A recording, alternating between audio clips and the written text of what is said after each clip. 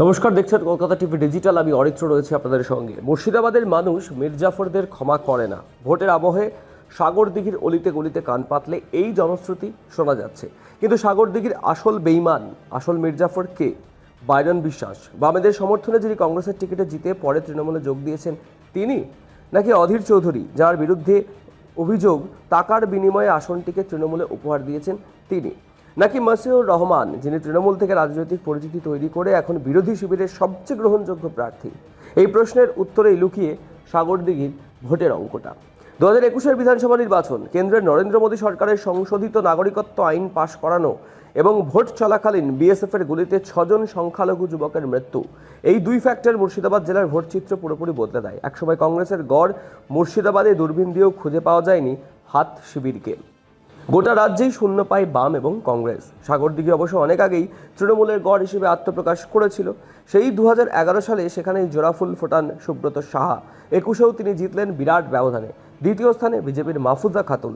বাম সমর্থিত কংগ্রেসের প্রার্থী নেমে যান একদম নিচে, অর্থাৎ তৃতীয় স্থানে। কিন্তু 2 বছরেই সবটা বদলে গেল। সুব্রত সাহার অকাল প্রয়াণের জন্য উপনির্বাচন হলো সাগরদিঘিতে। খানিক চমকপ্রদভাবে সেই উপনির্বাচনে শাসক দলের প্রার্থীকে হারিয়ে দেন কংগ্রেসের বাইরন বিশ্বাস। রাজ্য জুড়ে তখন একটা হৈ হৈ রব। যখন শাসক দল সর্বোচ্চ ধাপে রয়েছে দাপটের, তখন বাইরনের সেই জয়টা শুধু ব্যতিক্রম ছিল তা নয়, দ্বিমেরু রাজনীতিতে হতাশ বাম কংগ্রেস সমর্থকদের জন্য বাইরন ছিলেন সোনালী রেখা, এক টুকরো আশার আলো। যদিও সেই আলো নিভে যেতে বেশি সময় লাগেনি, কারণ বছর ঘোরার আগেই গোটা রাজ্যের বাম কংগ্রেসের সমর্থকদের হৃদয় ভঙ্গ করে অভিষেক বন্দ্যোপাধ্যায়ের হাত ধরে এই বাইরন বিশ্বাস যোগ দিয়েছিলেন তৃণমূলে। আর তখন থেকেই যেন সাগরদিঘিতে তিনি গণশত্রু। রাজনৈতিক মহলের একাংশ বলছে বাইরনের সেই দলত্যাগ বাম কংগ্রেসের সমর্থকরা তো বটেই, তৃণমূল এমনকি বিজেপির একটা বড় অংশও মানতে পারেনি। বাইরনের বিরুদ্ধে সেই ক্ষোভই এবার নির্বাচনে হাতিয়ার বিরোধীদের। কিন্তু স্রেফ সেই ক্ষোভ দিয়ে কি বাজিমাত করা যাবে? আর যদি বাইরনকে হারাতে হয়, তাহলে হারাবেনটা কেন? সাগরদিঘির ভোট অঙ্ক বলছে এই কেন্দ্র বিজেপির জন্য উর্বর মাটি একদমই নয়। বিধানসভা কেন্দ্রের মোট ভোটার প্রায় 2,37,000। এর মধ্যে এসআইআরে বাদ পড়েছে 13,500 জনের নাম, বেশিরভাগই মৃত এবং স্থানান্তরিত ভোটার। তবে এই কেন্দ্রে বিচারাধীন ভোটারের সংখ্যা 72,000। সেই সব ভোটারদের সমস্যা নিষ্পত্তির পর ভোট অঙ্কটা বদলে যেতে পারে। আপাতত এখানে মুসলিম ভোটার 63.5%, হিন্দু ভোটার 36.5%, আর এর বেশিরভাগটাই আদিবাসী মানুষ। এই কেন্দ্রের তৃণমূল আবার প্রার্থী করেছে বাইরনকে। কংগ্রেসের প্রার্থী মুর্শিদাবাদের জেলা কংগ্রেসের সভাপতি মনোজ চক্রবর্তী, বিজেপির প্রার্থী তাপস চক্রবর্তী। লড়াইয়ের চতুর্থ এবং সবচেয়ে গুরুত্বপূর্ণ চরিত্র বাম এবং আইএসএফ সমর্থিত এসডিপিআই প্রার্থী মসিউর রহমান। রাজ্যের অন্যান্য বিধানসভার মতো সাগরদিঘিতেও তৃণমূলের সংগঠন তো শক্তিশালী আছেই। 11টি পঞ্চায়েতের মধ্যে 10টি তৃণমূলের দখলে, বিরোধী জোটের দখলে মাত্র একটা। পঞ্চায়েত সমিতির সংখ্যা নিরিখে শাসক দলের হাতে, তবে এলাকার গোষ্ঠীকন্দল চরমে পৌঁছেছে। সাগরদিঘির পঞ্চায়েত সমিতির সভাপতি মসিউর রহমানও তৃণমূলের টিকিট প্রার্থী ছিলেন, কিন্তু তৃণমূল বাইরনকে প্রার্থী করায় এই মসিউর রহমান ক্ষোভে দল ছাড়েন এবং যোগ দেন এসডিপিআইতে, এবং এসডিপিআই প্রার্থীও হয়েছেন তিনি। তাৎপর্যপূর্ণভাবে আইএস এবং বামেরা এই কেন্দ্রে আলাদাভাবে প্রার্থী না দিয়ে মসিউরকেই সমর্থন করার সিদ্ধান্ত নিয়েছেন। তিনি লড়বেন আইএসএফের খাম প্রতীক নিয়ে। এছাড়াও ছোটোখাটো তো গোষ্ঠীবাজি রয়েছেই এলাকায়, তবে সেটাকেও ছাপিয়ে বাইরনের যেটা মূল সমস্যা সেটা হলো মির্জাফর তকমা, যা তৃণমূলে যোগ দেওয়ার সঙ্গে সঙ্গে তার নামের পাশে জুড়ে গিয়েছে। তার দল বদলের সিদ্ধান্ত সাগরদিঘির মানুষ ভালোভাবে মেনে নিতে পারেননি। একটা সমস্যা যে হয়েছে সেটা বাইরন নিজেও মানছেন।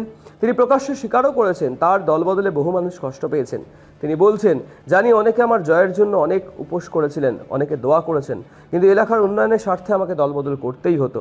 আরও ছোটোখাটো সমস্যা আছে, এলাকায় ভালো হাসপাতাল নেই, কর্মসংস্থান নেই, রাস্তাঘাট অনুন্নত, বহু মানুষকে এখনও ভিন রাজ্যে কাজ করে পেটের ভাত জোটাতে হয়। তাছাড়া বাইরনের জনসংযোগের ক্ষমতাও প্রশ্নবিদ্ধ। শোনা যায় বিধায়ক নিয়ম করে পার্টি অফিসে যান বটে, কিন্তু মাঠে নেমে জনসংযোগ বা এলাকার মানুষের সঙ্গে যোগাযোগ স্থাপন করা তার নাকি ধাতেই নেই। কিন্তু এসব সত্ত্বেও সাগরদিঘিতে জয়ের ব্যাপারে আত্মবিশ্বাসী শাসক দল। মমতা বন্দ্যোপাধ্যায়ের উন্নয়ন মডেলেই ভরসা রাখছে তৃণমূল। তাদের বক্তব্য, বিভিন্ন সরকারি প্রকল্পের সুবিধা মানুষ পেয়েছে। তাছাড়া যেভাবে মমতা বন্দ্যোপাধ্যায় এসআইআর নিয়ে সুপ্রিম কোর্ট পর্যন্ত গিয়ে লড়াই করেছেন তা মানুষ দেখেছে। ভিন রাজ্যে পরিযায়ী শ্রমিকদের আক্রমণও আমাদেরই পক্ষে যাবে, মতামত তৃণমূলের। তাছাড়া শাসক দলের সবচেয়ে ভরসার জায়গা বিরোধীদের ছন্নছাড়া অবস্থান। এখানে যার মূল চ্যালেঞ্জার হওয়ার কথা সেই কংগ্রেসই গোষ্ঠীদ্বন্দ্বে জীর্ণ। প্রায় 64% সংখ্যালঘু ভোটারের এই কেন্দ্রে হাত শিবিরের প্রার্থী করেছে বৃদ্ধ ব্রাহ্মণ মুখ তথা জেলা সভাপতি মনোজ চক্রবর্তীকে।